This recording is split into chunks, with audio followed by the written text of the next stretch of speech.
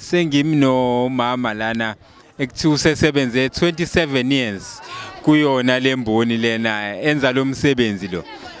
Mhlambe mama ukuchaza ukutshela nje ukunikeza abantu iIdea. Ngabe mhlambe inkinga enje senike nahlangabezana nazo ngaphambilini and futhi uma nake nahlangabezana nazo ngaphambilini mhlambe zalungiswa kanjani? Kodwa ngisacela uqala utshela ababukele ekhaya ukuthi umama ubani igama bese uyasinabela ke kabanzi. Sanibonela nibabukeli. Igama lami nguThapsile Zulu. Ikhona la kwaInki. Empendulweni azange size kuvele lokhu siyaqala nje kulo 2025. Azange sihlangabezane nenkinga ezokuthi sehliselwe imali. Azange sihlangabezane nenkinga zokuthi singaholi ngesikhathi. Azange sihlangabezana nokuthi namathuluzi okusebenza singabi nawo. Asinamathuluzi okusebenza usebenza ngezandla lapho umsebenzi uyadingeka. Uzikhandle ngayo yonke indlela. Kade saqala ukusebenza ngasebenza kusukela ngo1999.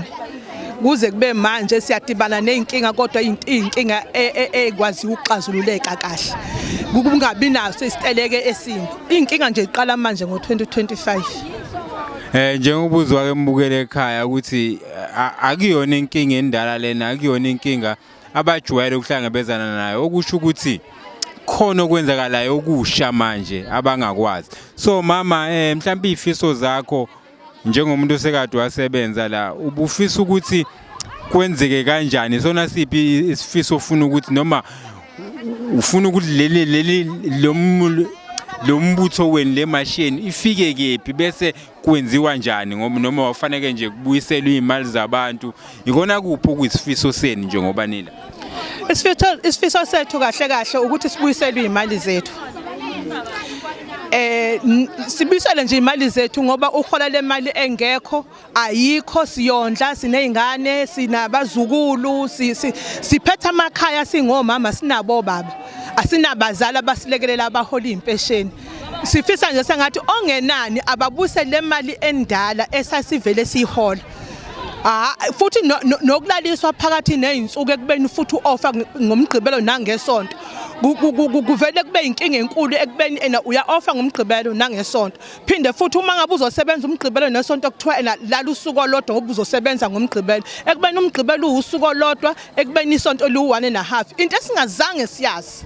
Azange siyazi kwanhlobo le yona into esilimaza kakhulu. Uma singcwabisana balapsile asinalutho akuhluphe akusifani nokuthi singamaphara njengoba sisebenzela bona obasibethu sesingamaphara sikuhlulanga nje ukukhokha izikweletu esayishiya konyaka odlule singasasebenzi singamaphara abo kahle. Njengobuzwa ke mbukele ekhaya kunzima uyakhala umama uthi nabo sebefana nabantu abangasebenzi kodwa bayasebenza basebenzela umasipala asazi ukuthi wena mbukeli uyibeka kanjani leyo.